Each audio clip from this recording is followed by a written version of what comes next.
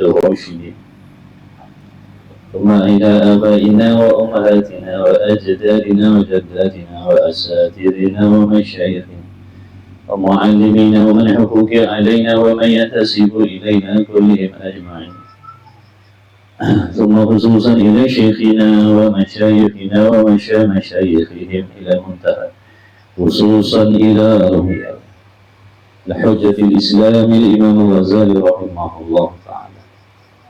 شعر الله لهم الفاتحة. أعوذ بالله من الشيطان الرجيم.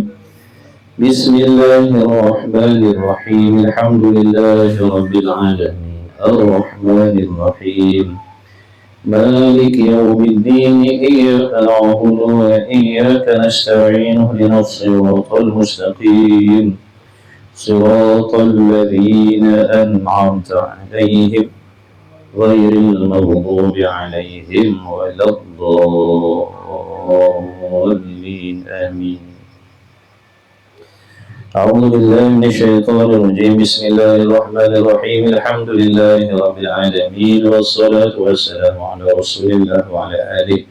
سبحانك لا علم لنا إلا ما علمتنا إنك أنت العليم الحكيم. اللهم افتح علينا حكمتك وانشر علينا من خزائن رحمتك يا أرحم الراحمين. ربنا زدنا علما وفهما يا كاشف المشكلات اكشف الحجب عن وجه هذه المعاني حتى نطلع على خفيات هذه المسائل واحفظنا من الخطأ والضلال فأنت موفق كل أمر وأنت علام الغيوب برحمتك يا أرحم الراحمين.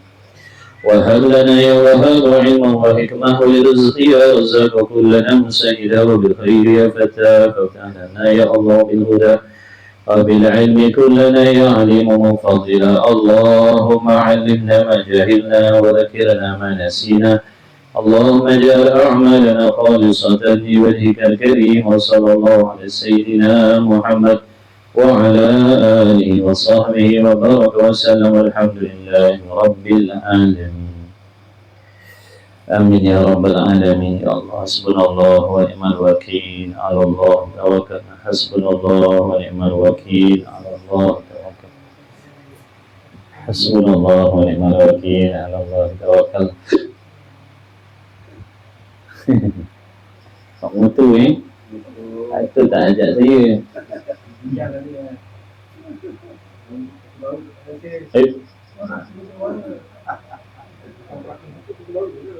Kita Allah Muhammad. Apa itu ni ada Muhammad? Nyawa aku pinjam Muhammad. Allah ambil nyawa hilang semua Muhammad. Habis. Tanggal semua. Dia ambil nyawa tanggal semua. Dan nyawa-nyawa pun dia punya. Allah Masya Allah. Buruk baik Allah punya. Subhanallah.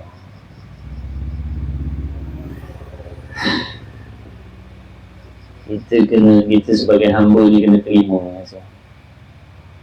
Nikmat pun dia punya, bala pun dia. Nikmat pun dia punya, bala pun dia punya. Kita tak ada apa-apa. Bijak. Masalah pun Allah yang bagi. Tapi Allah bagi kita masalah bukan sebab nak naya kita dah. Sebab nak bagi kita kebajikan. Itu terpulang atas kita lah. Kalau kita pandai meletakkan hati kita, bila Allah uji dengan masalah, kita dapat kebaikan. Begitulah juga dengan nikmat Allah bagi kita nikmat. Kalau kita salah dulu, tak dapat juga pun kebaikan. Jadi Allah bagi kita kebaikan untuk kebaikan kita. Allah bagi kita bala pun untuk kebaikan kita. Jadi kita yang tak faham, kita yang tak pandai meletakkan diri kita. Kita merasakan kita ni Allah kita rasa kita kuat, rasa kita hebat, kita lupa. Semuanya dipinjam oleh Allah Subhanahu wa ta'ala. Anak bini kita semua pinjam. Allah ambil oleh Amalan kita pun dia.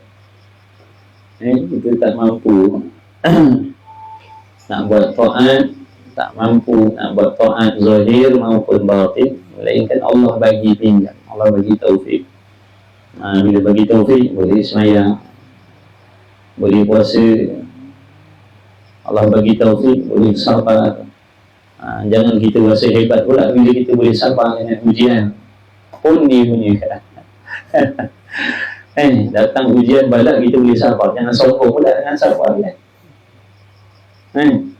Dia kata sabar. Allah bagi sabar. Kemudian kita rasa hebat sebab kita boleh sabar. Dan sabar kita tu pun Allah punya. Jangan sombong pula. Kat situ pun ada lagi permainan. Dekat situ dalam kita bersabar tu pun ada permainan dia lagi. Wujud dengan sabar. Sabar bukankah ibadat? Sabar ibadat tak? Sabar ibadat. Redha ibadat tak? Redha ibadat. Maka bila kita rasa hebat dengan sebab kita boleh sabar, kita boleh redha, maknanya kita dihijab oleh amalan kita sendiri. Mana hati kita tak sampai kepada Allah. Hati kita tak sampai kepada Allah kerana dihijab, dibimbing oleh amal yang nama sabar. Sebab ada orang yang berasa hebat, bila dia sabar dia berasa hebatnya aku. Orang lain tak boleh sabar dalam masalah macam aku boleh sabar. Boleh tak sabar kalau Allah tak bagi? Musa dia berlapis-lapis tipu daya tu di situ. Itulah mudah-mudahan kefahaman tu pun Allah yang bagi. Kefahaman tu pun Allah yang bagi. Allah yang tunjukkan kepada hamba-hamba dia tentang contoh permainan nafsu tadi, yang halus, yang kita nampak kalau sekali pandang berasa macam betul lah.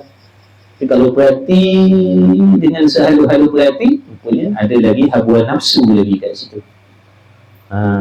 Itu Alhamdulillah Allah yang bagi petunjuk bagi kita. Bila Allah sayang kepada hamba-hamba dia, Allah akan bagi petunjuk. Allah akan bagi petunjuk. Allah akan tolong dia, Allah akan selamatkan, Allah akan bagi dia faham, Allah akan bagi dia mengerti. Yang mana petunjuk ni tak boleh beli. Tak boleh beli. Kita sultan pun tak boleh beli yang namanya petunjuk daripada Allah. Tak boleh beli. InsyaAllah. Jadi malam ni kita baca kitab Minhajul Abidin lah. 2 minggu sudah baca kitab. Muka surat berapa dah? Alhamdulillah ya Allah. Kena ingat Allah selalu. Ingat Allah, aku pun ingat Allah. Boleh buat baik, ingat Allah. Kadang Allah benci hamba dengan sebab buat baik. Kadang-kadang Allah benci kita sebab perbuatan baik kita. Kadang-kadang Allah benci kita sebab amalan baik kita. Contohnya tadi lah, kita buat baik rasa hebat, Allah benci. Faham tak? Jangan pernah merasa baik walau apa pun. Walaupun kita boleh buat baik, jangan berasa baik, jangan berasa hebat. Allah tak akan memberi rahmat kepada hamba yang merasa ada kemuliaan dalam hati. Berasa mulia sebab boleh buat baik, berasa kita mulia. Allah benci tu. Nampaklah tu. Padahal buat baik, nampaklah. Padahal kita buat baik, bukan buat jahat pun, buat baik, tapi kita rasa mulia tadi. Merasa mulia itulah perbuatan jahat kita. Faham tak? Rasa suci kita itulah perbuatan jahat kita. Itu yang dimaksudkan tadi tu. Ada kala hamba buat baik tapi Allah benci. Kerana dalam hatinya ada penyakit merasa suci. Sebaliknya kadang-kadang bila hamba tu buat dosa, Allah kasih dia. Sebab dia merasakan hina dengan Allah. Dia rasa dia tak ada kemuliaan. Dia rasa dia jahat, dia rasa dia pendosa, dia rasa tak pernah taat kepada Allah. Dia rasa macam tu. Dia tak rasa mulia langsung buat. Waktu tu Allah kasih kepada dia. Boleh faham? Jadi waspada kita. Perangkap-perangkap tu kita, bila seseorang hamba tu dah mendapat taufik daripada Allah, boleh melakukan pelbagai jenis ibadat, dan dah boleh meninggalkan pelbagai jenis maksiat. Bila bala datang, dia boleh sabar. Bila nikmat sampai, dia syukur. Ada penghalang ibadat, ada pemusnah ibadat lagi di hadapan dia, iaitu penyakit tu, ujub dan takabur. Ujub, riya, takabur. Ini yang memusnahkan amalan kita yang nak buat banyak. Buat baik dulu, baik. Orang semua kata kita baik, sembahyangnya banyak, puasanya banyak, tadarrujnya banyak, sedekahnya banyak, tak ada buat maksiat langsung. Tapi dalam hati dia tadi ada sekelumit perasaan ujub dalam hati, takabur, rasa mulia. Allah benci kita, tak dapat redha Allah. Faham?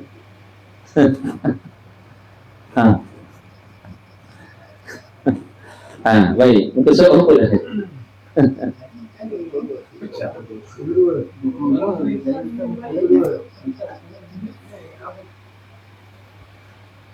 Muka surat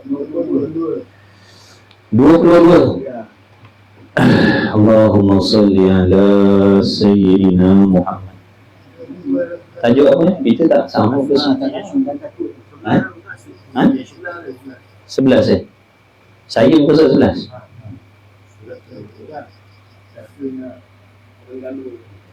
Maka tak kala hasil dah baginya taubat, bukan?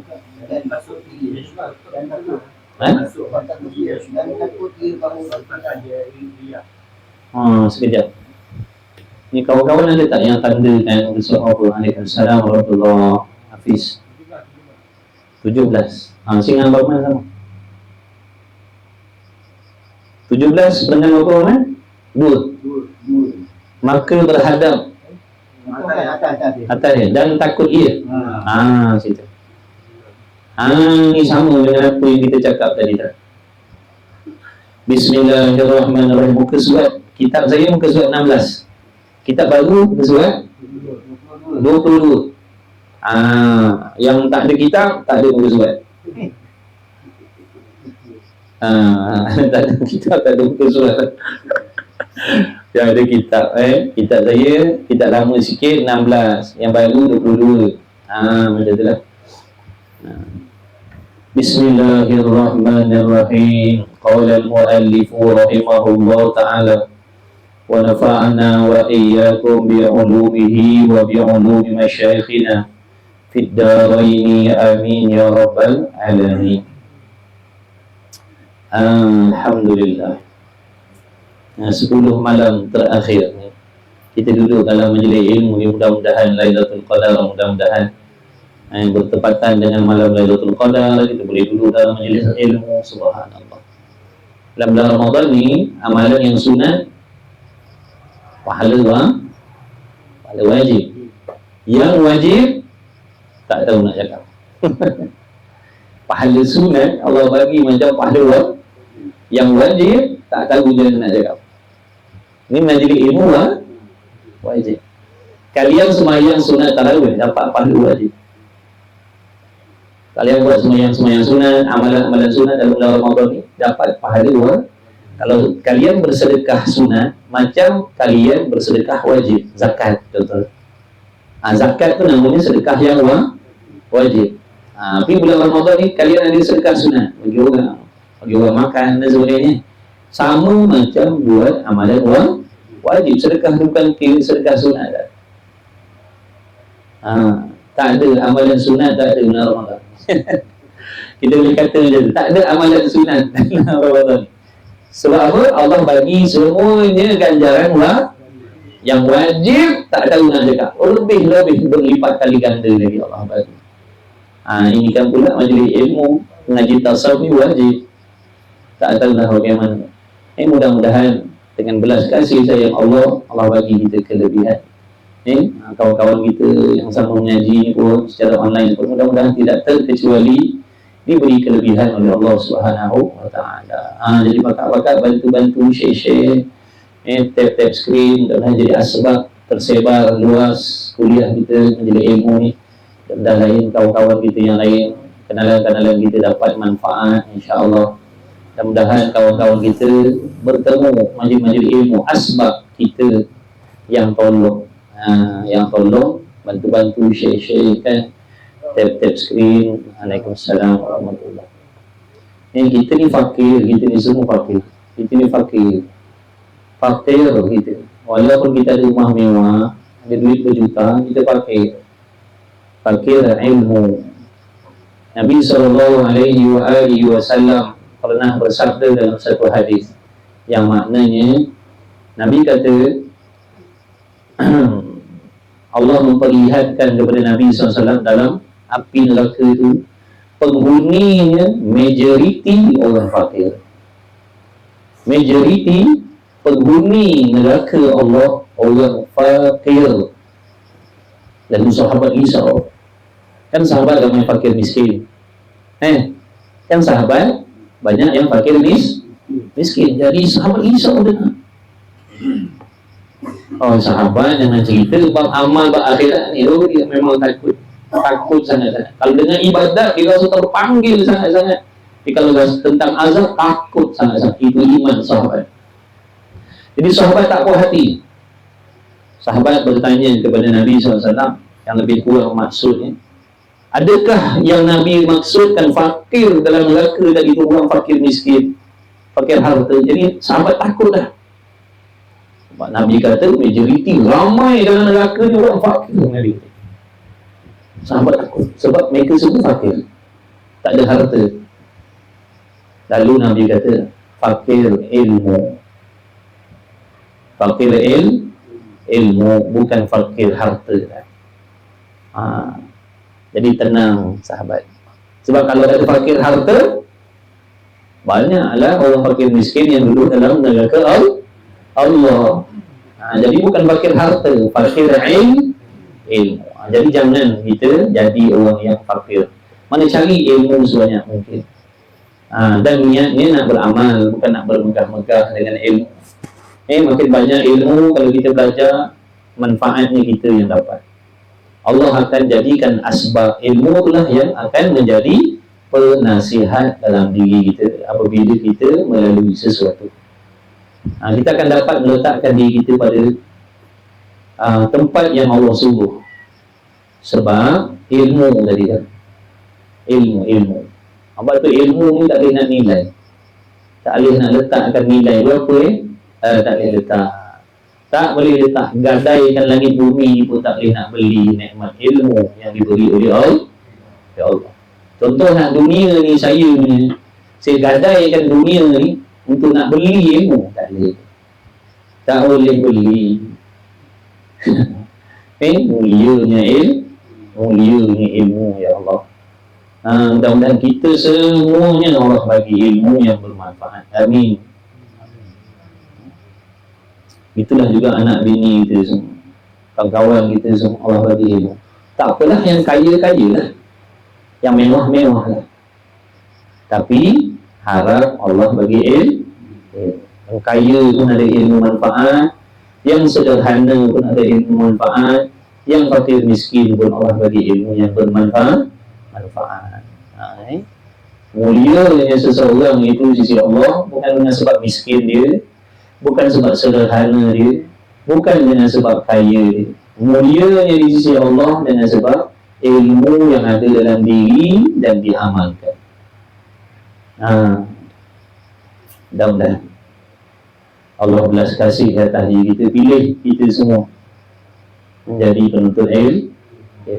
Dunia ni tentang Allah ambil nyawa kita orang ni, lucutlah semua. Lucut semua. Allah ambil nyawa kita orang ni, lucut semua. Habis. Apa yang ada? Lucut semua. Dengan nyawa-nyawa kita tu terlucut, bayangkan. Sebab tu bila orang bagi kita hidup lagi, ini satu nikmat sangat-sangat besar. Bila Allah bagi kita hidup, mana Allah bagi kita peluang, buatlah ibadat, buatlah kebaikan. Jangan buat kejahatan, buat kebaikan. Jangan dipedulikan perbuatan jahat orang atas diri kita. Itu usaha buat baik. Kalau orang ada buat jahat, buat khianat dengan kita, serahkan urusannya kepada Allah. Serahkan urusan. Allah Maha mengetahui. Allah yang mendatangkan dia sebagai punca masalah pada kita. Allah yang kehendak benda itu pasti ada hikmah. Takkan berlaku sesuatu masalah dalam hidup itu melainkan Allah yang aturkan. Adakah Allah mengaturkan benda yang tak baik? Dah, Allah tak pernah atur yang tak baik. Semua baik. Cuma dengan sebab hati kita yang tak baik itu. Hati kita yang tak baik ni, kita akan nampak ada benda yang tak baik Allah bagi kepada kita. Sebab hati kita yang tak baik. Bukan qadar Allah yang tak baik. Hati kita. Faham tak? Hati kita bila tak baik, benda baik datang pun kita kata tak baik. Tapi kalau hati kita baik, hati kita bersih, hati kita mulia, datang benda tak baik pun kita akan nampak benda ni baik. Sebab tu hati. Mudah-mudahan Allah kurniakan hati yang baik, hati yang mulia pada kita semuanya. Amin ya rabbal alamin. Qala al-musannifu rahimahullahu ta'ala wa nafa'ana wa iyyakum bi ulumihi wa bi ulumi masyayikhina fid darain. Amin ya rabbal alamin. Dan takut ia hamba. Takwa sifat dalam hati. Sifat yang tak boleh nak dibuat-buat tak. Takut ni sifat hati. Sifat hati, bukan buat-buat tak. Contoh kalau kita terserempak dengan harimau, kita buat-buat takut tak? Ada tak kalau kita terserempak dengan harimau ke king cobra ke, kita buat takut? Ada?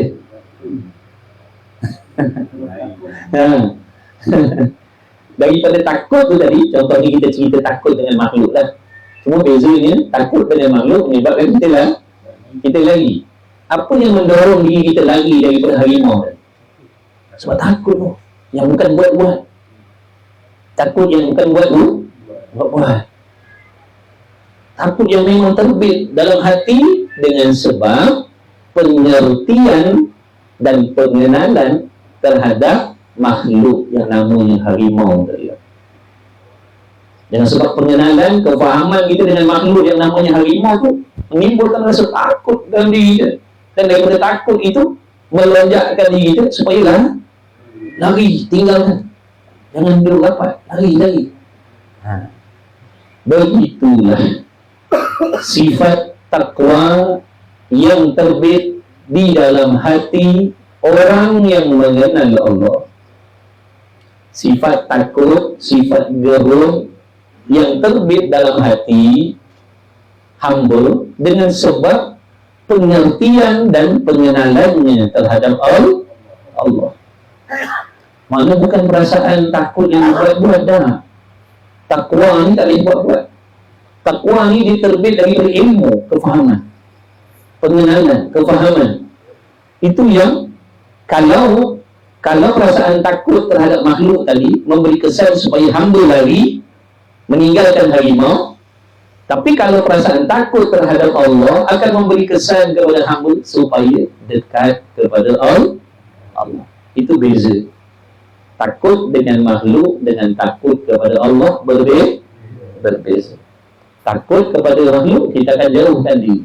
Tapi kalau takut kepada Allah, kita akan dekatkan diri kepada Allah. Boleh faham tak? Makin dia takut dengan Allah, makin dekat dengan Allah. Makin dekat dengan Allah. Makin dekat dengan Allah. Bukan makin jauh. Makin takut, makin dekat dengan Allah. Itu pelik. Itu beza takut kepada makhluk dengan takut kepada Allah. Baik. Dan perasaan takut tadi ingat bukan buat-buat. Perasaan takut hamba kepada Allah bukan buat-buat, tapi hasil daripada pengetahuan dan pengenalan terhadap Allah. Sejauh mana hamba itu mengenal Tuhan, sedalam mana pengetahuannya tentang Allah, itu yang akan menimbulkan buah yang namanya takut. Maknanya takut ni dia tak boleh datang dengan sendiri kalau tanpa ilmu. Kalau tanpa ilmu tu takut palsu. Tu takut palsu. Ibaratnya buah yang tak ada pokok. Buah plastik. Buah plastik. Buah plastik tak ada pokok kan? Ada pokok? Mana ada? Tapi nampak macam real. Tapi bukan buah ori, plastik. Kita tengok atas meja rumah tetamu, rumah saudara kita, di raya tengok, wah, banyaknya buah-buah lah. Buah anggur, buah apple. Oh, kita kata sedap makan. Kunyah-kunyah melantun, rupa getah. Itu buah yang tak ada pokok. Jadi perasaan takut tanpa ilmu ni palsu, bohong. Macam buah plastik tadi, kita takkan dapat nikmati dia. Betul? Begitulah takut yang palsu tadi. Kita takkan dapat nikmat daripada takut yang palsu. Apa nikmat daripada takut yang palsu tadi? Mendekatkan diri kepada Allah. Itu nikmat daripada takut tadi, yang hasil daripada ilmu. Sebab tu kita jangan tak belajar. Kena belajar. Fiqh, tauhid, tasawuf. Dan ingat dalam hati kita ni, buat baik, jangan harap dibalas baik oleh makhluk. Buat baik jangan dengan sebab ada kepentingan diri pada makhluk, kita akan kecewa. Faham tak? Kita nak bagi makan kat orang, kita harap orang puji kita. Bila orang tak puji kita, kita akan menyesal bagi makan. Betul tak? Kita akan menyesal aku bagi makan. Kau maki aku balik. Tapi kalau diharapkan kebaikan dibalas oleh Allah, walaupun lepas bagi makan orang maki kita tak heran pun. Sebab kita yakin perbuatan baik kita akan dibalas baik oleh Allah. Kecewa tak kita?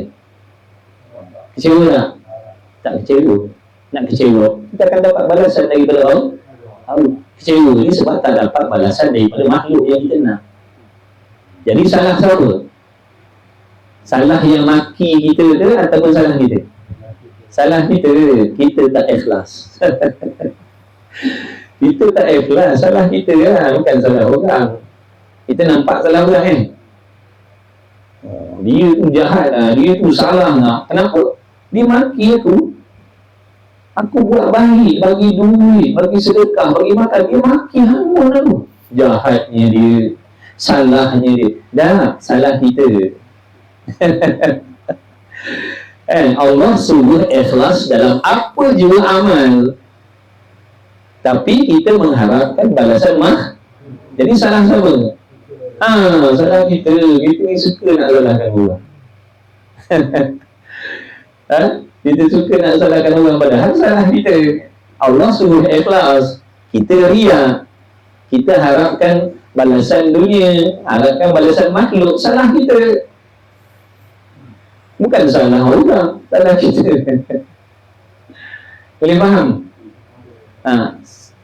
InsyaAllah mana-mana hamba yang ikhlas buat amal, dia tak akan kecewa dengan kebaikan yang dia buat. Dia tak akan kecewa. Dia tak akan kecewa. Sungguh, wallahi, dia tak akan kecewa. Sebab dia yakin kebaikan dia pasti mendapat balasan daripada Allah, walaupun orang tak balas. Inilah masalah kita. Kita ingatkan ikhlas ni semayang.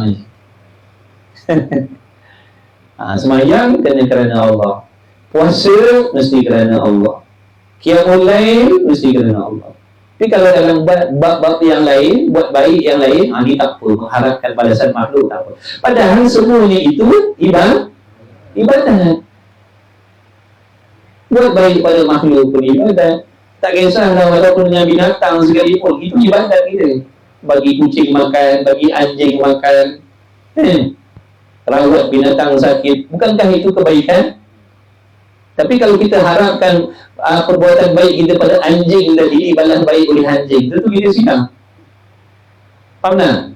Ada anjing tu bulu, ada anjing sakit, kita tolong bagi makan, harap-harap nanti anjing ni balas kebaikan kita. Kita yang silap, bukan anjing tu.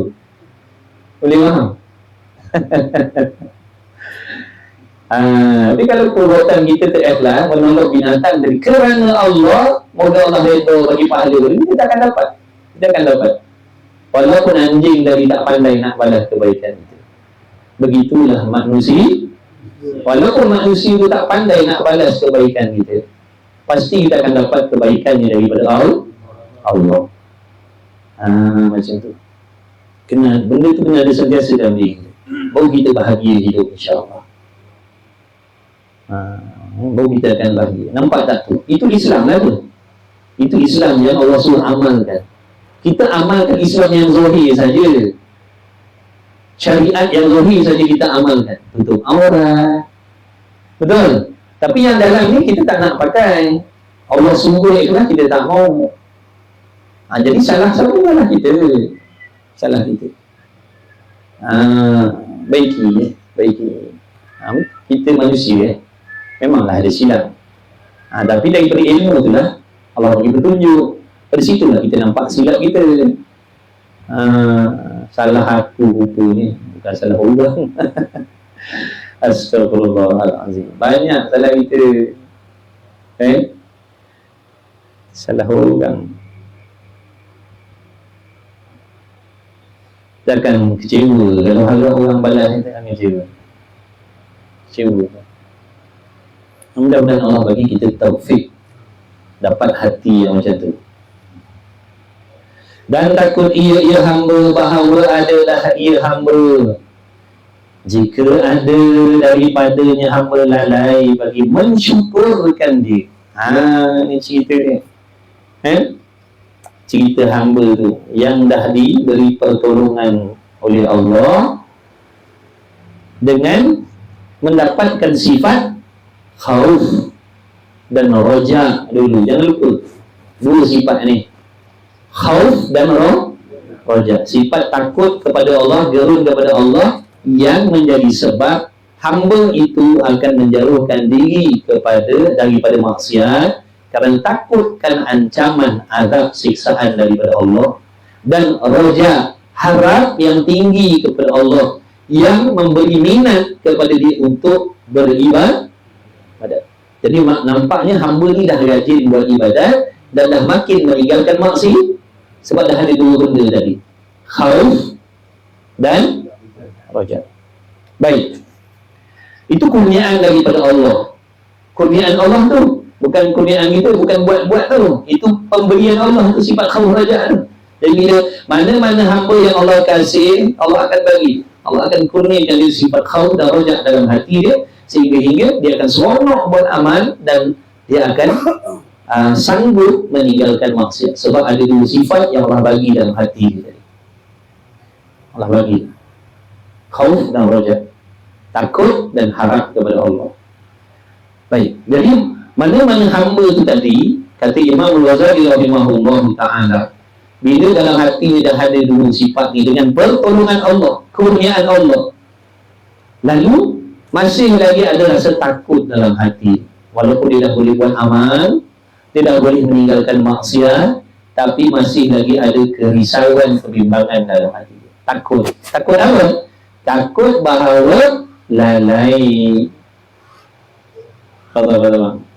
Assalamualaikum.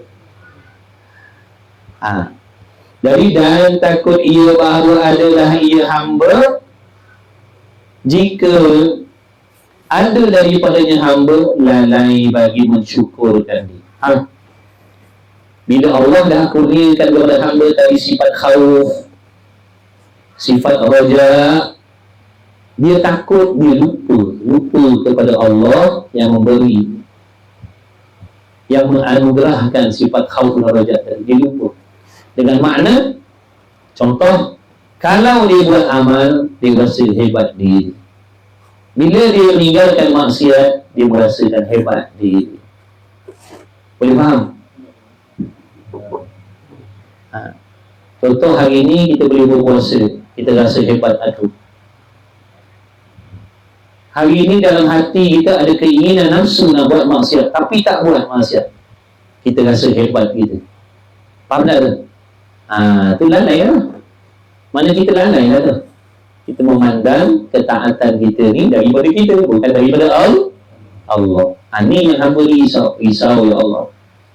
Takut jadi lupa kepada Allah yang memberi nikmat taufik dari dia, yang memberi nikmat khauf dan rajah dalam hati, sehingga kita memandang diri kita yang hebat membuat amal, memandang diri kita yang hebat meninggalkan maksiat, padahal itu semata-mata kemurahan Allah atas diri kita. Boleh faham? Boleh faham? Takut, dia takut ya Allah, takut jatuh ujub, takut jatuh ria, takut perasaan baik, takut perasaan soleh. Itu penyakit lah, penyakit. Oh, hari ni tak buat maksiat, rasa kagum pada diri sendiri, padahal Allah yang selamatkan kita. Maka jatuh di dalam kufrun ni'mah. Maka jatuhlah hamba tadi ke dalam kufur nikmat. Apa nikmat yang dikufur sini? Apa nikmat yang hamba dikufur kat sini? Salah guna nikmat mana? Dia dah taat tadi, dia tinggal maksiat. Kufur nikmat mana pula? Kufur nikmat taufik. Faham tak? Kufur nikmat dia perasaan dia yang hebat, bukan berasa Allah yang hebat memberi taufik. Ni merasa diri yang hebat membuat taat dan meninggalkan maksiat. Ini kufur nikmat. Taufik tu nikmat kan? Pertolongan Allah tu bukan nikmat. Allah tolong, tapi kita berasa kita yang hebat. Tu nama kufur nikmat. Kufur nikmat. Kufur nikmat. Kita kufur nikmat. Hamba tadi telah kufur nikmat kerana memandang dirinya yang hebat melakukan taat dan meninggalkan maksiat, padahal itu semata-mata taufik daripada Allah. Kufur nikmat. Tapi kalau dia ingat, aku tak buat maksiat hari ini, anugerah Allah, nikmat Allah. Hari ni aku boleh semayang sikit, boleh ngaji sikit, baca Quran lebih kurang, nikmat Allah. Itu dia namanya hamba yang bersyukur. Dia bukan hamba kufur. Boleh faham? Kena faham betul ni, ilmu tasawuf ni kena faham baik-baik. Ini nak merawat hati kita ni, ilmu untuk merawat hati yang banyak penyakit. Banyak penyakit hati. Maka diturun daripadanya demikian martabat yang amat tinggi, yaitu martabat yang sangat tinggi, khadam yang khalisin. Dia takut timbul penyakit ujub dalam dirinya yang mengakibatkan martabatnya, pangkatnya di sisi Allah diturunkan. Faham tak? Kalau sekarang kita ada pangkat jawatan dekat dunia, ada tak perasaan takut diturunkan pangkat? Ada tak? Mesti ada, betul? Mesti ada. Itu cerita pangkat dunia. Ini pangkat di sisi Allah ni yang nak bawa balik kiamat besok. Jadi hamba yang dah banyak buat taat, yang dah banyak meninggalkan maksiat, ni cerita dalam ni, dia takut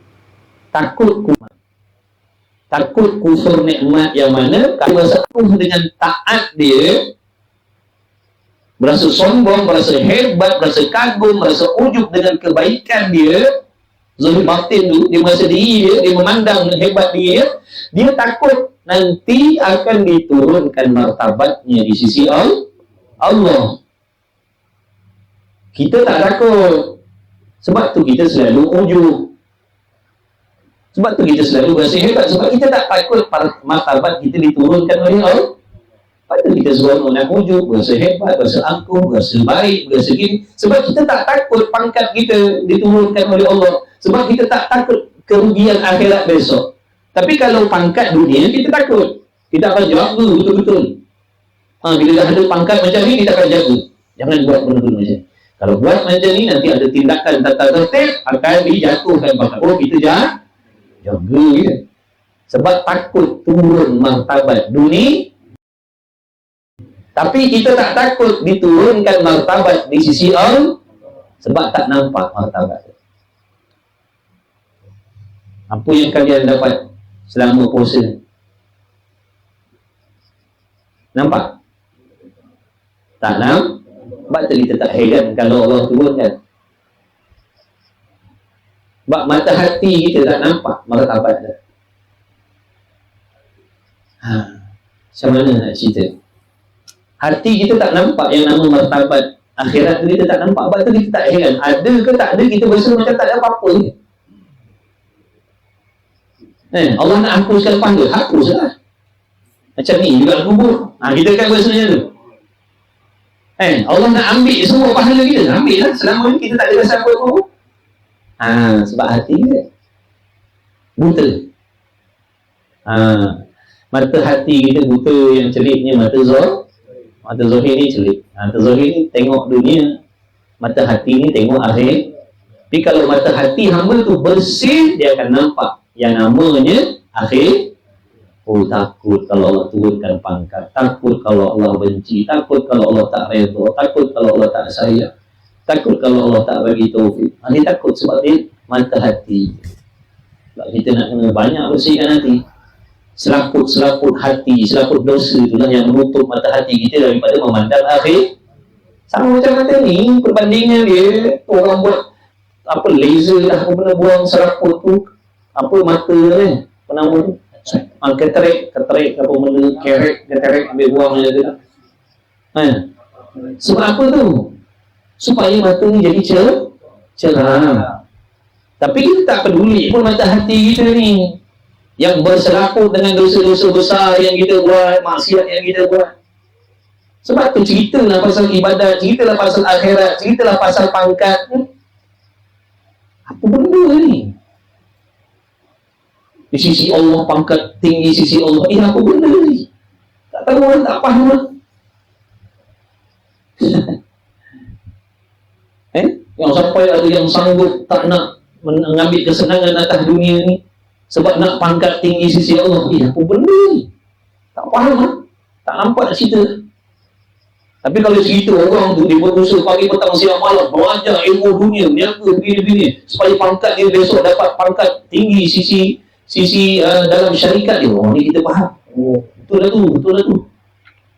Tu kita faham. Kalau cerita pasal tu kita faham. Buat apa bermati-matian belajar? Belajar. Nak lulus universiti, nak dapat PhD, nak dapat master, nak dapat apa? Supaya dapat tawaran pangkat yang tinggi atas dunia. Ni kita faham. Ini kita alim. Yang ni kita alim ni. Laki, perempuan, tua, muda, cerita pasal ni, alim semua. Tak ada yang tak faham. Semua orang faham. Kenapa orang sanggup bersungguh-sungguh belajar ilmu dunia? Sebab nak kejar pangkat di atas dunia. Tapi bila cerita pasal orang yang bersungguh-sungguh membuat amal soleh, mensucikan zahir dan batin daripada benda yang dibenci oleh Allah supaya mendapat pangkat yang tinggi di sisi Allah, kita tak faham lagi. Apa benda ni? Mata hati kita buta. Mata hati kita gabut. Sebab tu ceritalah pasal nikmat akhirat. Tak jadi apa. Tak rasa terpanggil pun. Tak rasa terpanggil. Tak berasa nak jadi macam tu. Tak ada. Sebab pada kita tak nampak apa benda cerita pangkat sisi Allah. Orang yang pemaaf, Allah akan naikkan darjat. Naik darjat apa ni? Sebab tu kita tak ada rasa terpanggil nak jadi orang yang bersangka baik. Tak rasa terpanggil nak jadi pemaaf. Tak rasa terpanggil. Sebab masalah hati kita buta. Sebab tu kita kena banyak bersihkan hati. Taubat kena banyak-banyak. Taubat, salawat banyak, istighfar banyak. Duduk dalam majlis ilmu. supaya Allah bersihkan hati. Benda tak nampak, kau nak cakap macam mana? Kau pekiklah macam mana pun. Oi, rimau kat depan tu. Dah buta yang buta. Yang buta, yang pekak. Rimau.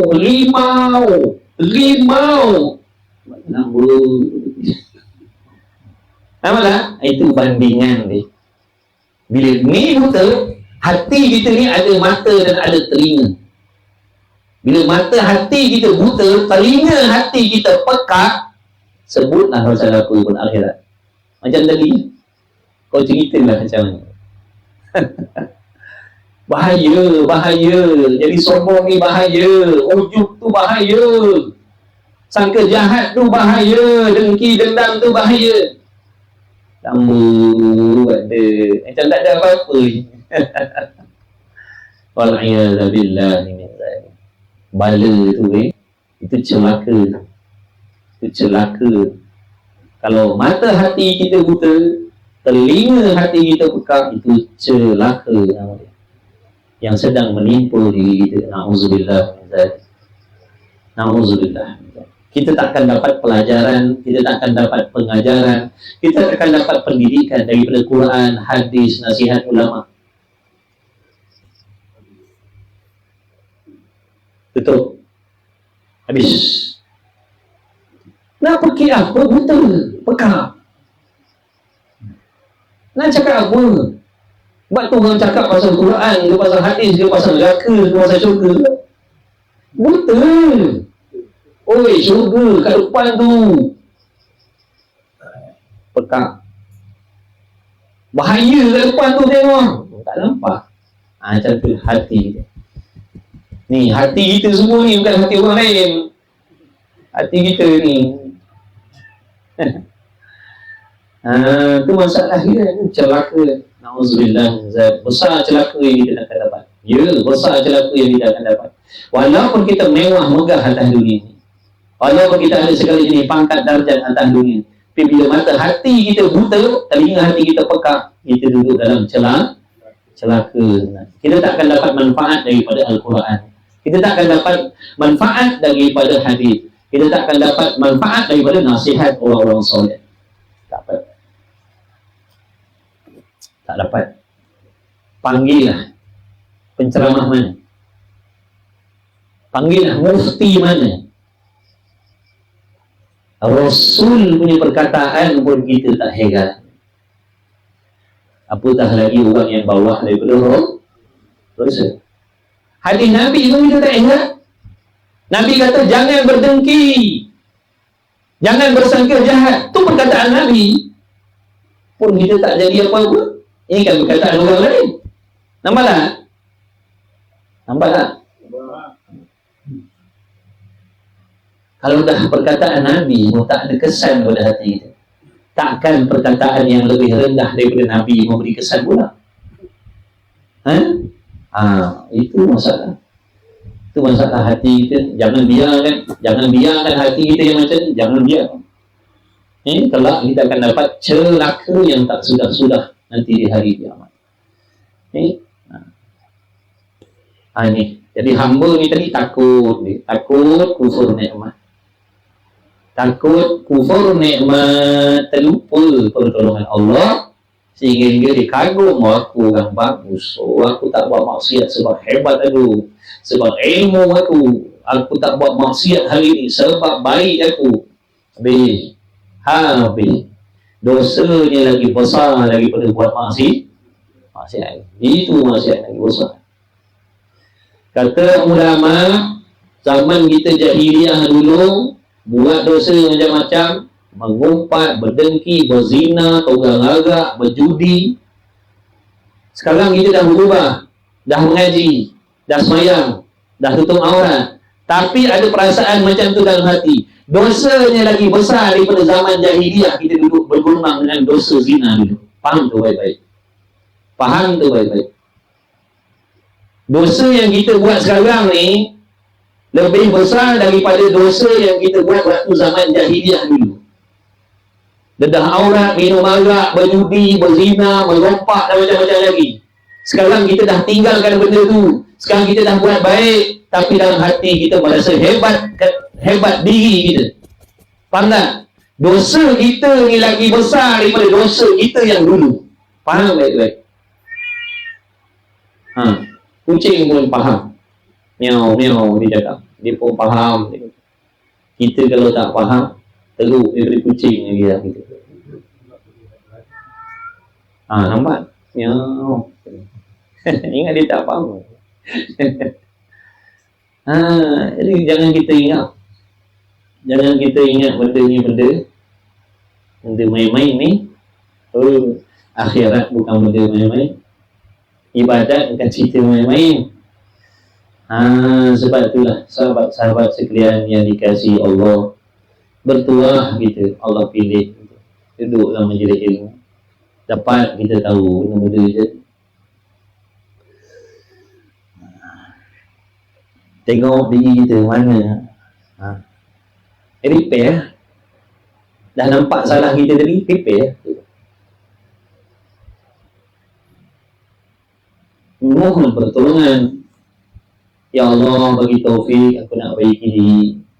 Ya Allah bagi taufik, aku nak baiki hati. Jangan merasa hebat pula.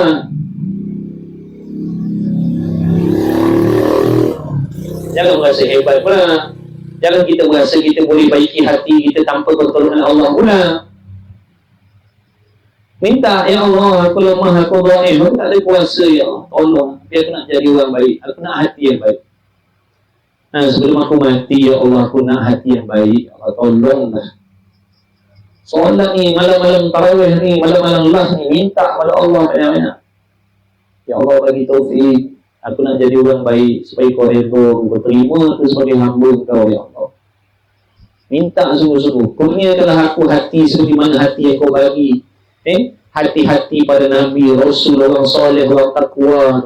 Aku nak hati yang macam itu, ya Allah. Kurniakanlah aku, tolonglah, ya Allah. Masa dah tak banyak, bagilah aku kesempatan, ya Allah, tolong. Minta macam tu. Jangan minta harta je. Jangan minta Allah luaskan rezeki harta je. Minta Allah luaskan, mewahkan, kayakan kita dengan petunjuk dan taufik, supaya kita dapat memperbaiki hati kita sebelum kita menghadap Allah. Besar celaka yang kita nak kena hadap kalau kita balik akhirat dalam keadaan hati yang Allah tak nak. Besar celakanya, besar susahnya, besar azabnya, besar sengsaranya yang kita akan hadap selepas kita mati besok. Bukan selepas nak mati, nak mati itu pun besok. Pembukaan kematian kita pun dah menandakan kecelakaan yang dahsyat yang kita akan bakal jumpa yang lagi akan datang. Sebab tu kita kena bergaduh. Makna bersegera ambil berat masalah hati. Sebab hati kita ni raja, Nabi cakap. Kalau ni tak baik, semua anggota kita jadi tak baik. Sebab ini yang memerintah mulut kita. Ini yang memerintah mata kita. Ini yang memerintah telinga kita. Ini yang memerintah pemikiran kita. Jadi kalau ni baik, dia akan memerintah mata supaya jadi mata yang baik, jadi lidah yang baik, telinga yang baik, pemikiran yang baik. Ini raja ini. Masalah sekarang ni, raja dalam ni jahat. Masalah sekarang, raja dalam ni jahat ni. Raja dalam tubuh kita ni jahat. Sebab tu dia suka perintah rakyatnya buat jahat. Buat jahat. Raja kalau jahat, dia nak suruh rakyat ni buat baik, dia buat jahat. Kalau raja tak semayang, agak-agak dia nak suruh rakyat dia semayang dah. Jadi raja, inilah punca, ni Swiss besar ni, yang kita tak pernah pedulikan ni. Yang kita nampak salah orang, jahat orang, salah orang, jahat orang, salah orang. Ni, ini masalah sebenarnya. Masalahnya bukan duduk pada orang, masalahnya duduk pada dalam diri kita sendiri. Sebab tu kena baiki hati itu supaya jadi hati yang baik, jadi raja yang soleh.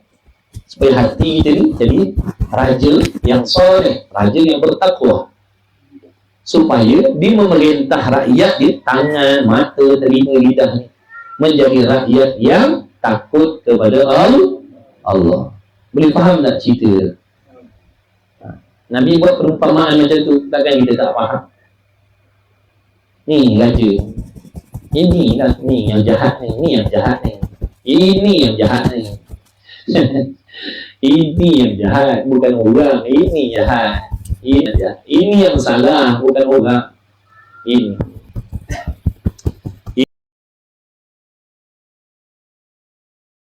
kita tak pernah baiki, kita tak pernah dibagi dia makan makanan yang sihat-sihat, tak pernah belikan pakaian yang cantik-cantik.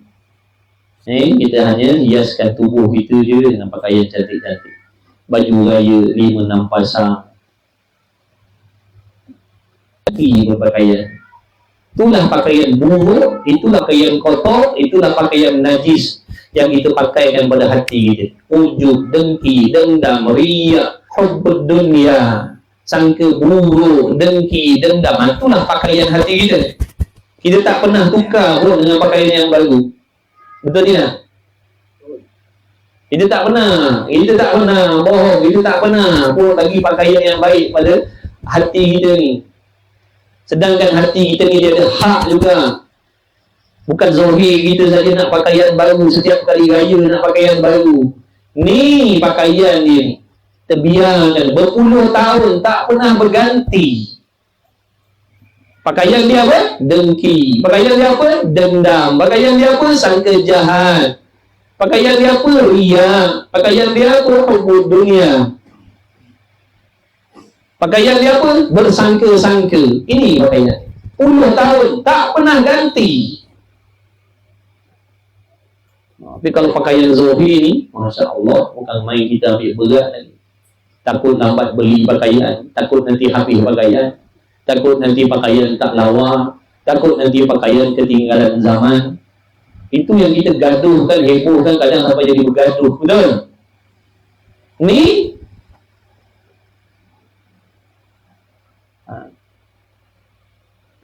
tok laki pun sama, tok laki lah ketua keluarga.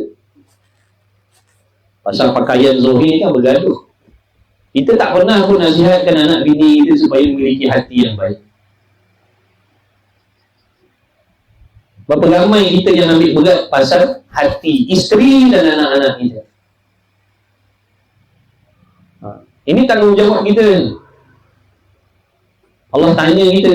Besok Allah tanya kita. Allah tanya kita besok. Allah tanya kita. Kalau kita suami sekarang ni ambil berat masalah pakaian zahir anak bini kita, pernah tak kita ambil berat tentang pakaian batin hati anak bini kita? Pernah tak kita nasihat dan ingatkan dia, jangan hasad, jangan dengki, jangan dendam, jangan. Pernah tak kita ambil berat ataupun kita tak pernah tanya pun pasal tu? Besok kita akan ditanya, kita ketua keluarga. Allah akan tanya kita. Macam mana kita nak jawab? Ya, nafkah yang bangsa dunia mungkin kita selamat. Nafkah yang bangsa dunia mungkin kita selamat. Rumah kita dah bagi, kenderaan kita dah bagi, duit kita dah bagi, pakaian baru kita dah bagi, tempat kediaman kita dah bagi. Ni batin roh kita tak pernah bagi. Macam mana kita nak jawab besok Allah tanya kita? Macam mana kita nak jawab besok Allah tanya kita? Wahai Polan bin Polan, kenapa kau biarkan hati bini kau dan anak-anak kau begini? Macam mana kita nak jawab? Kalau tanya tentang nafkah dunia, sengihlah kita. Seronok. Rumah, lagi. Makan minum cukup, duit belanja mewah. Bila Allah tanya masalah yang tu, terduduk kita. Tertunduk kita, tak ada jawab. Besok dalam kubur ni, sebut dalam kitab Ta'limul Aulad tu, sebelum datang malaikat maut Sebelum datang malaikat Munkar Nakir, ada satu malaikat yang masuk dulu. Malaikat tu nama dia malaikat Ruman. Ruman.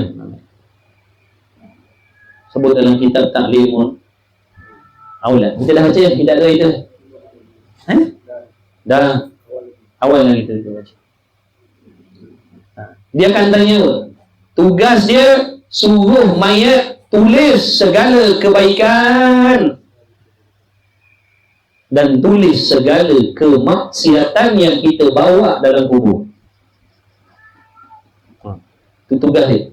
Sebelum datang dia malaikat Munkar Nakir nak soal jawab. Sebelum tu, ikut setengah riwayat, ada datang malaikat Ruman dulu.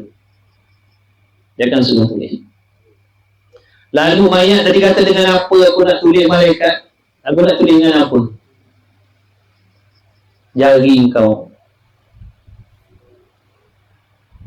Dakwatnya air liur kau. Dan kertasnya adalah kain kapan kau sendiri. Tengok hinanya kita nak kubur besok. Tak dunia ni bukan main megah kita ni.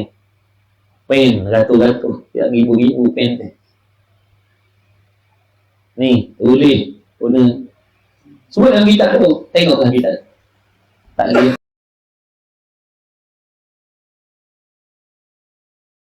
Aulad.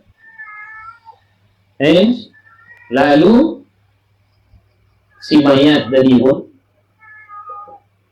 akurlah dia dengan perintah malaikat tadi.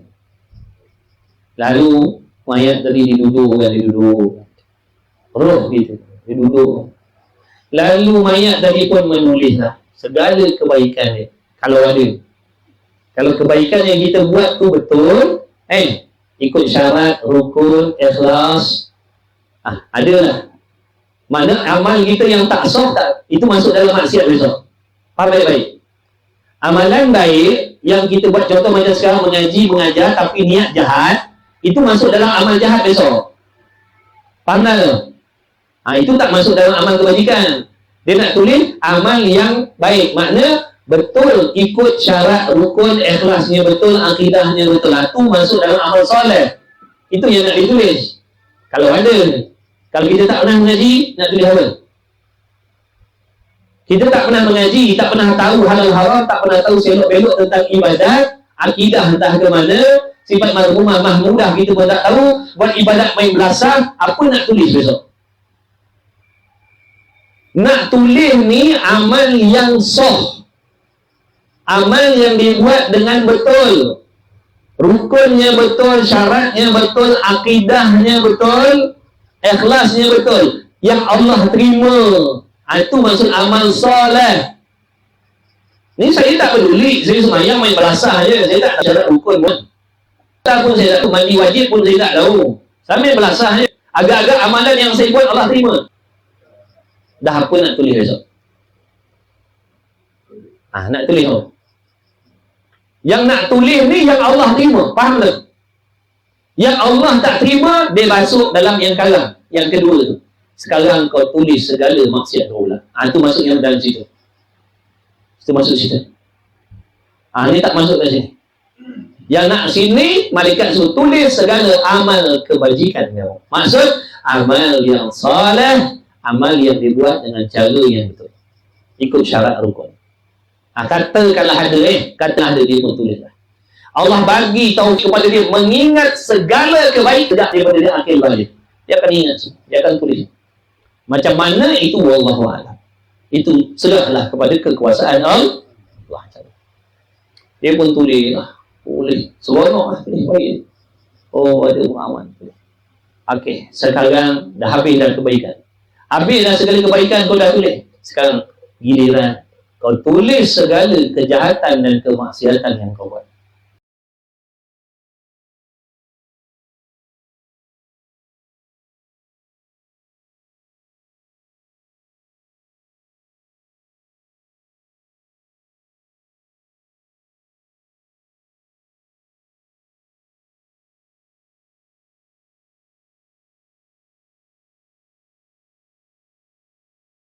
Tak nak tulis. Malaikat kata, kenapa kau tak nak tulis? Dia kata, aku malu. Aku malu nak tulis. Sebab terlalu banyak kejahatan yang aku buat. Malaikat kata, kenapa? Alangkah eloknya kalau kau malu di atas dunia dulu.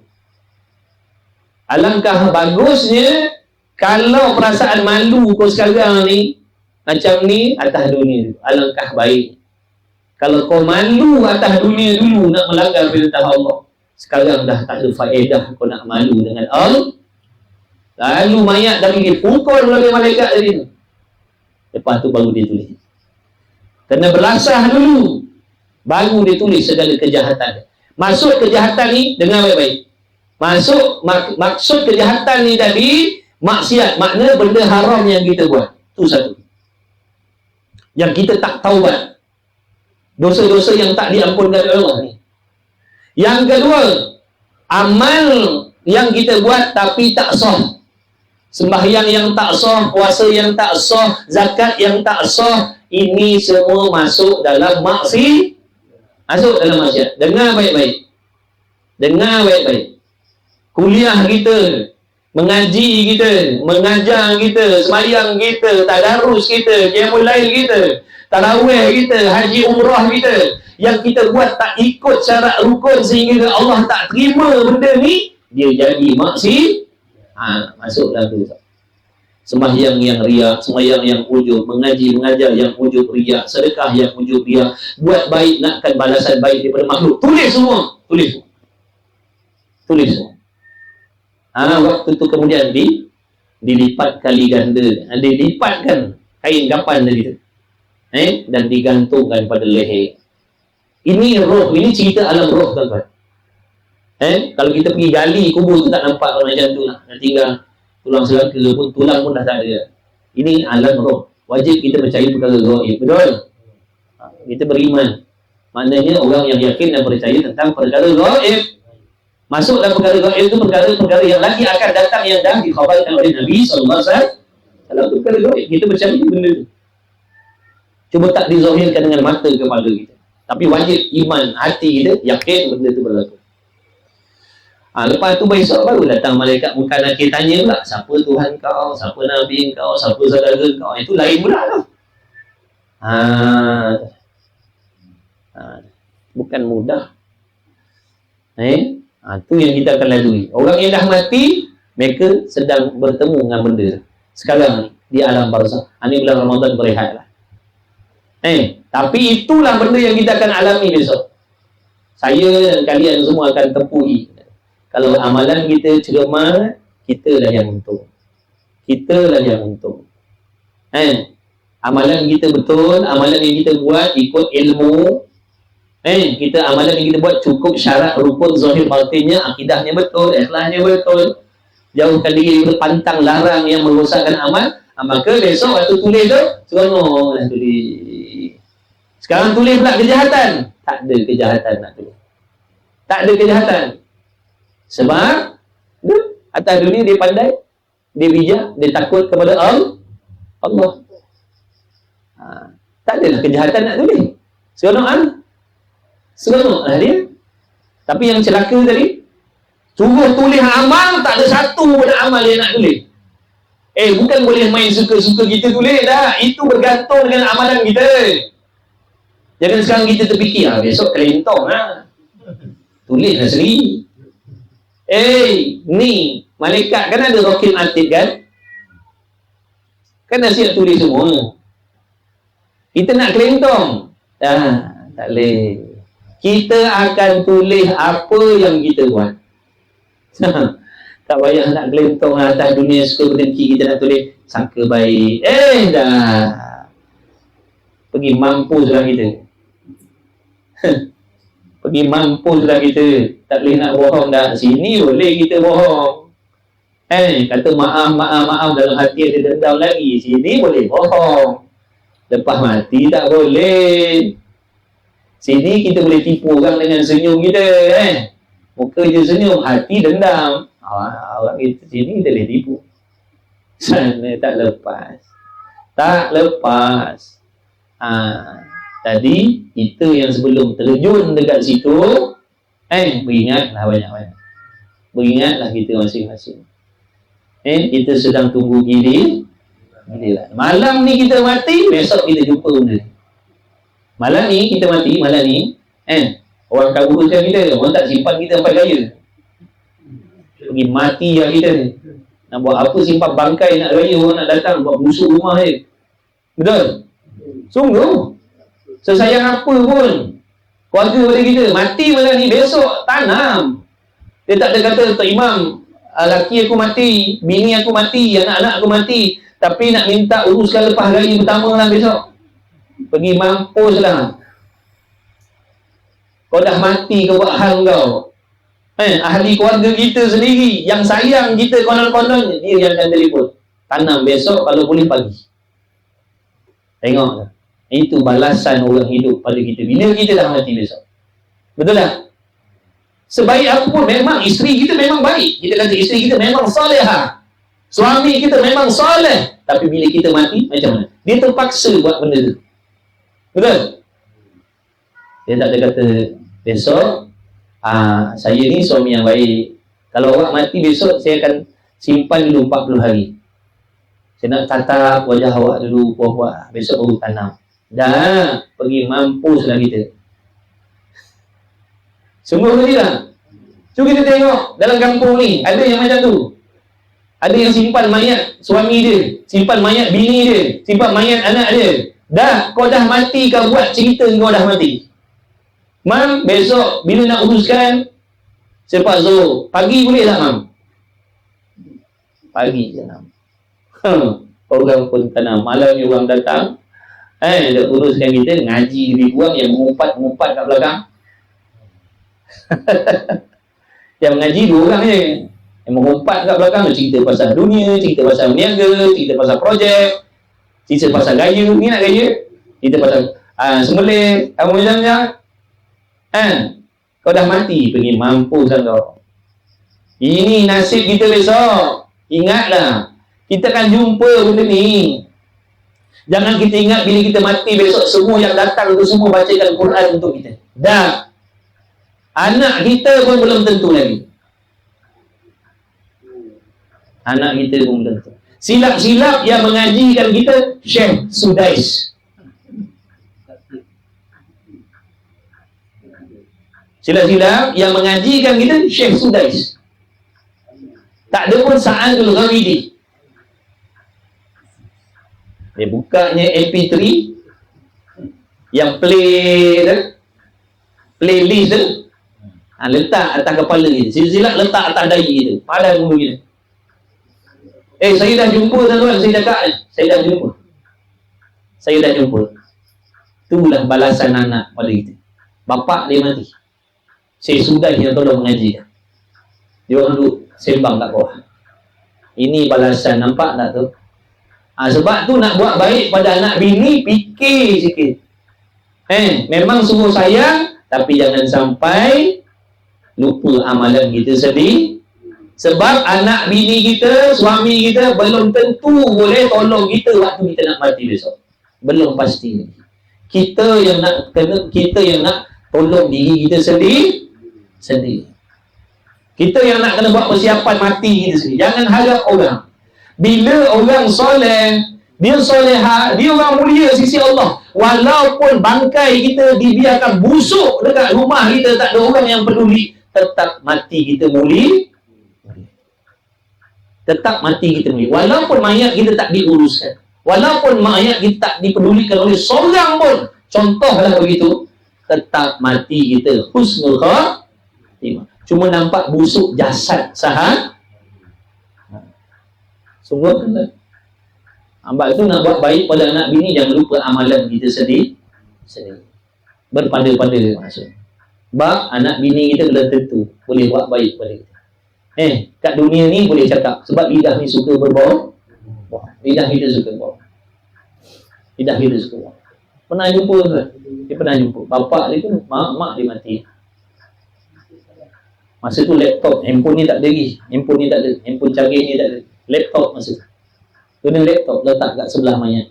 La ilaha illallah. Yang kata anak-anak tak mengaji, yang dah mengaji pun belum tentu lagi. Orang datang cerita pasal apa, dia tak peduli kau dah mati, kau punya pasal. Orang akan kata bila nak tanam cepat-cepat. Ni nak raya ni. Orang nak fikir pasal baju raya lah, tak ada nak fikir pasal mati. Ni mati dia 2 hari, 3 hari. Nangis pun bawa olok-olok je. Tengok orang datang buat lah melalak, melaung. Konon-konon sayang lah, konon. Dah bohong semua. Semua berlakon semua. Yang anak pun berlakon. Waktu tu lah nak buat cium-cium pipi mak dia, pipi ayah dia. Pembohong. Waktu hidup dulu kau tak pernah cium pun tangan mak kau. Kalau kau cium pun kau tahan nafas. Busuk. Tubuh mak bapak ni busuk. Orang tua tak adalah nak berlotion-lotion. Salam buat olok-olok kan. Tahan nafas. Dalam hati busuk ni. Na'udzubillah. Kita banyak berlakon kita. Tunggu. Nanti Allah akan balas benda sama kepada kita. Besok anak-anak kita buat macam tu kepada kita. Tunggulah masa dia. Allah Maha Adil. Apa yang kita buat kat orang, Allah akan balas atas kita. Kita kena ingat. Kalau macam tu kita buat mak bapak kita, tunggu. Nanti kita akan merasa benda daripada anak-anak kita.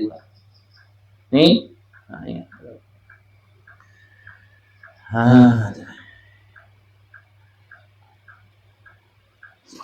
Beringat kita.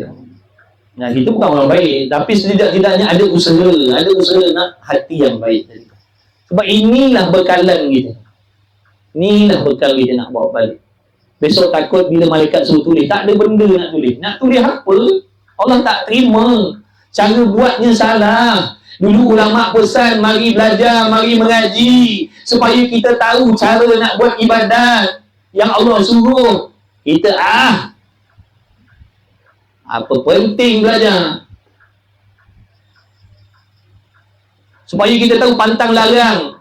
Apa yang merosakkan amalan kita, kita nak kena tahu. Apa penting nak ambil tahu benda tu? Nampak tak? Celaka dia makan diri sendiri. Celaka kesombongan kita dengan ilmu, celaka tu akan ditimpa atas kepala kita sendiri, bukan atas orang. Akibat daripada sombong kita dengan belajar, celaka dia atas kepala kita balik. Besok kau terimalah. Inilah balasan daripada kesombongan kita dengan ilmu. Bila kita sombong. Padahal bila orang ajak tu sebenarnya Allah yang mengajak kita. Allah yang memanggil kita. Allah yang mengajak kita.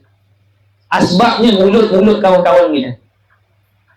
Asbabnya. Tapi hakikatnya Allah lah yang Tapi bila kita kata peduli apa? Mana peduli apa aku pada petunjuk Allah?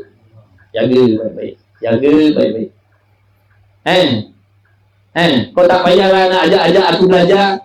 Hakikatnya dia kata kepada Allah. Hakikatnya dia kata kepada Allah. Sebab benda tu tak berlaku melainkan daripada Allah, betul? Kawan-kawan ajak saya mengaji. Marilah belajar, marilah mengaji. Saya kata maksudnya apa tu? Saya pada petunjuk Allah. Kalau Allah masih sudi lagi, esok lusa ada lagi orang nak ngajak kita. Tapi kalau Allah dah benci, dah tak sudi, dah menyampah, dah meluat dengan kita, Allah akan biarkan kita. Tunggulah nanti kau akan dapat balik di atas kesombongan engkau. Sombongan kita akan dapat. Nampak benda tak baik sebab hati kita yang baik. Hati kita tak baik. Hati saya jahat. Pakcik bawa datang makan, saya kata ada racun dalam tu. Faham tak? Hati saya jahat. Ni kan lepas ni ada murid. Ada ke? Tak ada. Kalau ada. Tapi oleh kerana hati saya jahat, ini tuan rumah jangan ada letak racun apa. Hati jahat. Itu bandingan mudah nak faham. Bila hati kita baik, kita akan suka sangka baik dengan orang. Hati kita ni jahat, hati kita. Mukanya baik. Mukanya lawa, hati buruk kita. Muka kita lawa, tapi hati buruk. Perangai buruk, perangai hati. Muka je lawa. Pakaian zahir je lawa. Pakaian hati kita kotor. Tak nak tukar. Kita beringat. Allah suruh ingat mati banyak. Waktu ni je kawan-kawan kita nak ingat benda ni. Habis kelas kan tak ada dah. Semua dah. Macam kawan-kawan ni, kalau kawan tak ada, saya tak ada nak cakap benda macam ni. Baik saya fikir duit nak kaya. Saya tempang semangat kawan-kawan. Kalian ni orang-orang pilihan Allah. Mustahil kalian boleh duduk dalam majlis ilmu kalau bukan Allah yang pilih kalian. Dan Nabi dah beritahu orang belajar agama ni ada kelebihan, ada kemuliaan. Jadi saya nak tumpang barokah. Mudah-mudahan saya dapat tumpang berkat kawan-kawan yang suka ngaji. Mudah-mudahan saya dan anak bini saya dapat sekali. Amin ya Allah. Okey, sikit lagi. Tak ada lama. Sikit. Maka diturunkan daripada martabat. Ini orang yang mata hatinya nampak. Takut kalau martabatnya diturunkan di sisi Allah. Takut, dia takut. Kita sambut banding dengan tadi lah kawan-kawan. Orang ada pangkat tinggi sekarang, dia takut pangkat diturunkan. Sebab nanti hilang kelebihan kemuliaannya. Dia tak ada keistimewaan, betul? Begitulah bimbang, bahkan lebih bimbang lagi orang-orang yang mata hatinya cerah, celik, bersih, lebih-lebih bimbang, takut kalau martabatnya diturunkan oleh Allah. Dia takut. Kita tak takut sebab mata hati kita tak faham pun cerita ni. Kita tak faham pun cerita tentang pangkat darjat di sisi Allah. Kita tak faham pun. Tak apalah, kita dengar je lah, bukan dapat barakah ilmu berkah daripada Al-Imam Al-Ghazali ni. Mudah-mudahan kita dapatlah faham apa cerita. Maka diturunkan dia daripada demikian pangkat yang amat tinggi, yang iaitu martabat. Apa martabat yang tinggi tadi? Hamba yang ikhlas beribadah. Itu martabat yang tinggi. Ikhlas membuat amal. Itu martabat tinggi.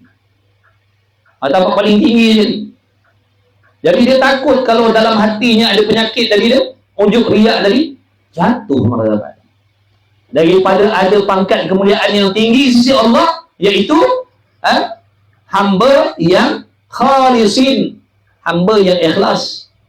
Dan dihilangkan daripada demikian nikmat yang mulia-mulia, daripada bagai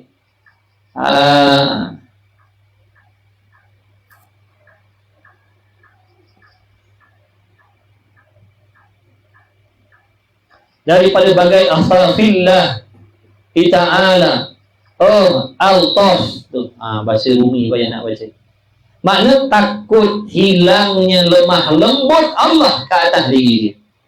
Ni kita ni boleh duduk dalam sihat, dapat nikmat. Ni lemah lembut Allah tadi kita ni. Ni lemah lembut Allah tadi kita. Dapat makan, dapat minum, dapat sihat, dapat aman, tak ada perang, tak ada apa. Ini lemah lembut Allah tadi kita ni. Masih boleh hidup lagi, masih boleh makan lagi. Ini lemah lembut Allah. Masih selesa memandang, masih selesa mendengar, masih selesa berfikir. Ini lemah lembut Allah. Kalau Allah menzahirkan kekerasan dia, apa kita nak cakap? Dia butakan mata kita, dia pekakkan telinga kita, dia bagi kita sakit. Tak ke susah kita? Jadi dia takut. Hilangnya nikmat lemah lembut Allah atas diri dia. Dia takut ya Allah. Janganlah ya Allah, ampunkanlah aku, maafkanlah aku ya Allah, tolonglah. Dan elok tiliknya Allah kepadanya. Takut daripada Allah pandang dia dengan pandangan kasih sayang, bertukar kepada Allah pandang dengan pandangan penuh kebenci. Allah boleh bagi nikmat. Kan orang kafir, kan orang sembah berhala dan sebagainya, Allah bagi nikmat tak? Allah bagi kaya tak? Allah bagi sihat tak? Bagi. Tapi pandangan Allah pada mereka dengan pandangan kebenci, Allah benci. Allah boleh bagi nikmat kepada siapa pun. Kita nak kaya, Allah boleh bagi kita kaya. Tapi pandangan rahmat Allah belum tentu kita dapat. Pandangan rahmat belum tentu kita dapat. Nikmat Allah boleh bagi. Sekarang ni pun ada nikmat pada diri kita. Sekarang kita yang hati jahat ni pun masih lagi banyak nikmat yang kita dapat daripada Allah. Walaupun hati kita ni sekarang ni penuh dengan penyakit, hasad, dengki, ujub, riak, dendam, sangka jahat, tetap macam-macam nikmat yang Allah bagi kepada kita. Makna Allah boleh bagi nikmat pada siapa yang dia nak. Tapi rahmat dia tak semua orang dapat. Redha dia tak semua orang dapat.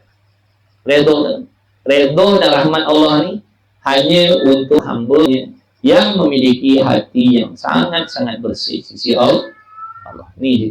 Orang ni je yang akan dapat. Walau dia semiskin apa pun. Selekeh apa pun di atas dunia, tapi dia ada hati yang macam tu, dia dapat rahmat dan redha Allah. Kita duduk dalam kaya mewah, tapi hati kita busuk, hati kita najis, kita tak dapat. Walaupun kita duduk dalam kemewahan, kesenangan. Wal'iyadzubillah. Cukuplah sekadar itu. Mudah-mudahan dengan berkah 10 malam yang terakhir, mudah-mudahan kita banyak masalah, mengajar pun tak ikhlas, banyak kelemahan. Mudah-mudahan Allah ampun maafkan kita. Mudah-mudahan Allah Ta'ala pandang kita semua dengan pandangan kasih sayang. Tak lupa anak bini kita semua, ibu bapa kita semua yang masih hidup dan yang dah pergi. Mudah-mudahan Allah ampunkan segala dosa-dosa kita, segala dosa anak bini kita, segala dosa ahli keluarga kita, segala dosa mak ayah kita, mak ayah mertua kita yang masih hidup dan yang dah tak ada lagi, kawan kita semuanya tak terkecuali siapa pun selagi ia Muslim, selagi ia mukmin. Mudah-mudahan dengan berkah malam Ramadan 10 malam akhir, Allah Ta'ala mengampunkan sekian dosa-dosa kita.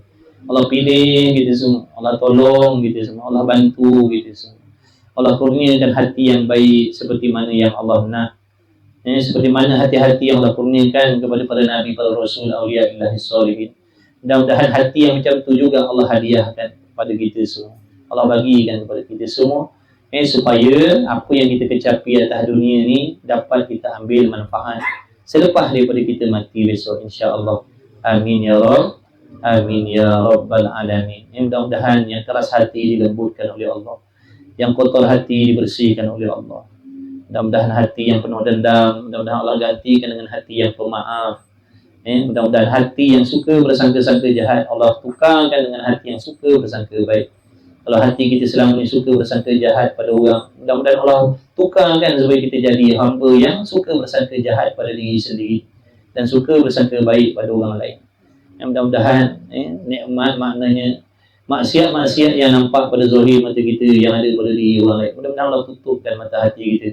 Mudah-mudahan Allah Ta'ala tutupkan mata kepala kita, telinga kita daripada melihat dan mengetahui keaiban dan dosa orang lain.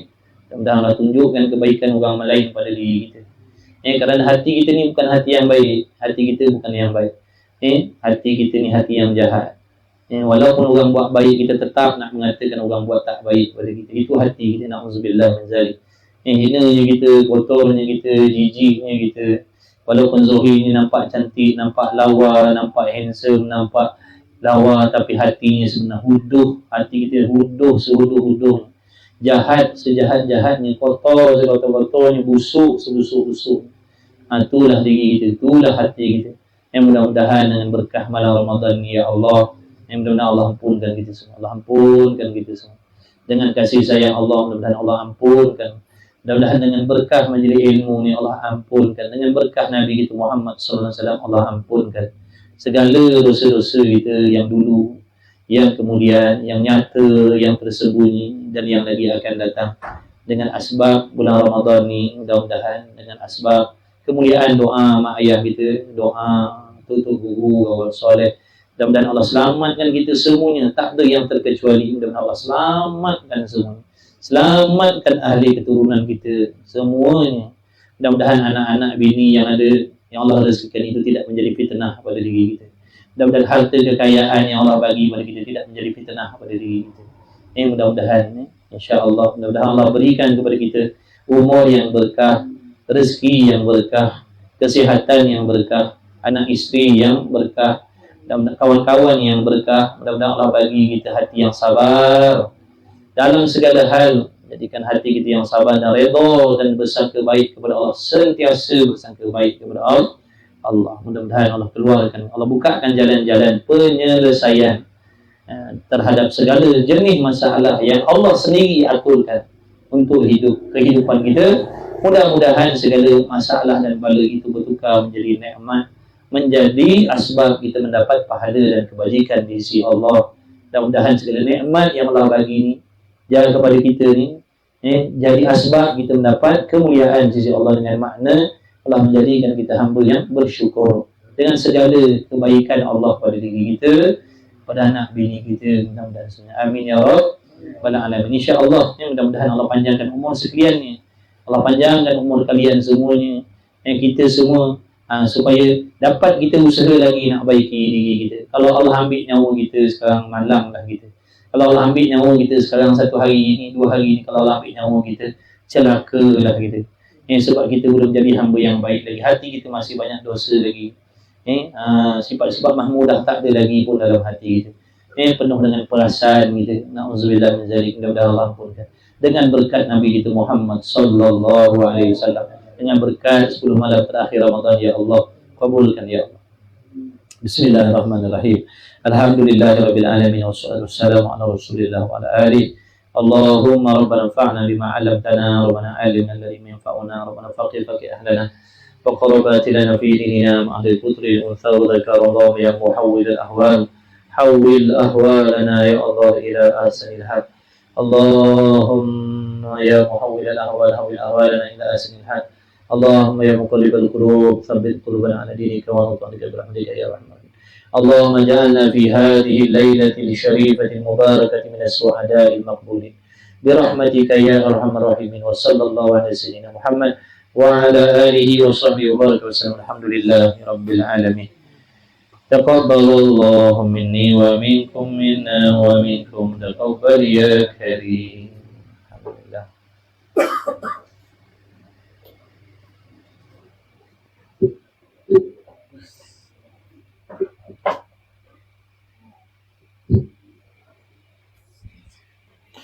Alhamdulillah. More.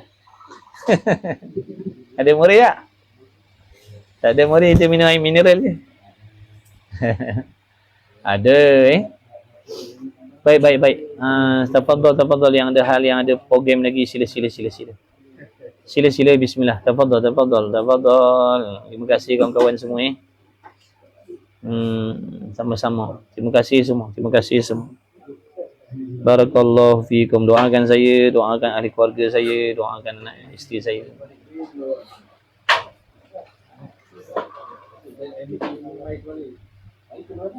Sama-sama.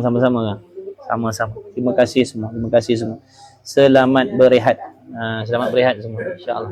Baik. Tafadhalu. Sila. Selamat berehat. Dah malam dah lewat. Kan kalian ada program lagi, qiyamul lail dan macam-macam lagi. Selamat berehat. Doakan saya, minta tolong doakan saya, doakan anak isteri saya, doakan ibu bapa saya. Minta tolong berkat daripada kalian, doa kalian. Sama-sama, insya-Allah. Thank you. Masya-Allah. Thank you. Masya-Allah. Baik. Selamat berehat semua. Moga kalian sihat semua. Jazakumullah khair. Terima kasih. Jazakallahu khairan jazak. Jumpa lagi insya-Allah. Jumpa lagi insya-Allah. Moga kalian sihat-sihat semua.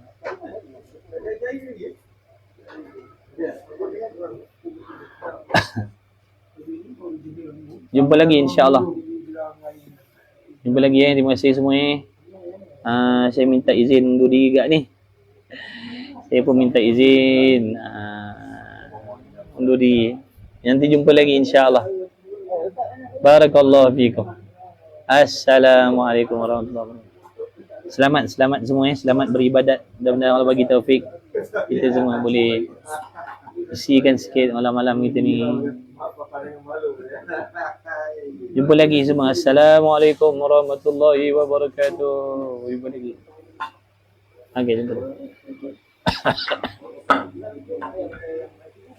Terima kasih kawan-kawan yang bantu tap screen, yang share-sharekan live ni. Terima kasih. Assalamualaikum warahmatullahi wabarakatuh. lắm, một tay